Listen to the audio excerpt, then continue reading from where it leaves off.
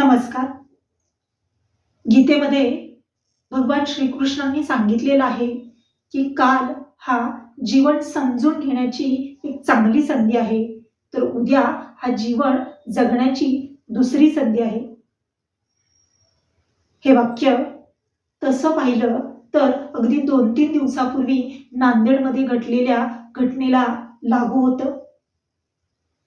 या घडलेल्या प्रकारानंतर आपल्या सर्वांची विचार करण्याची बुद्धीच सुन्न होऊन जाते. पण त्याच्याही पलीकडे जाऊन जर विचार केला तर अशा घटना का घडतात?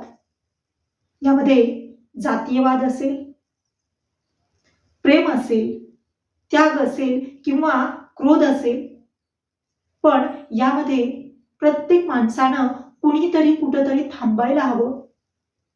माणसाला जर हे कळलं की आपण थांबणं कुठं गरजेचं आहे, तर अशा या घटना घडणार नाहीत. मुळातच जातीयवाद, प्रेम या गोष्टींच्या पलीकडेही जाऊन माणसाने विचार करायला हवा की जर एखाद्या गोष्टीतून अनेक व्यक्तींच्या आयुष्यपणाला लागत असतील, तर अशा गोष्टीपासून आपण कधी कधी थांबणं चांगलं नाही का?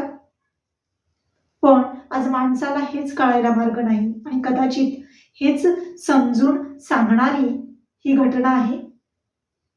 तर प्रत्येकाने आज क्रोध, राग, प्रेम, जातीयवाद याच्यापासून अलिप्त राहून आपली सदसद विवेक बुद्धी जागृत ठेवून प्रत्येक निर्णय घ्यायला हवेत.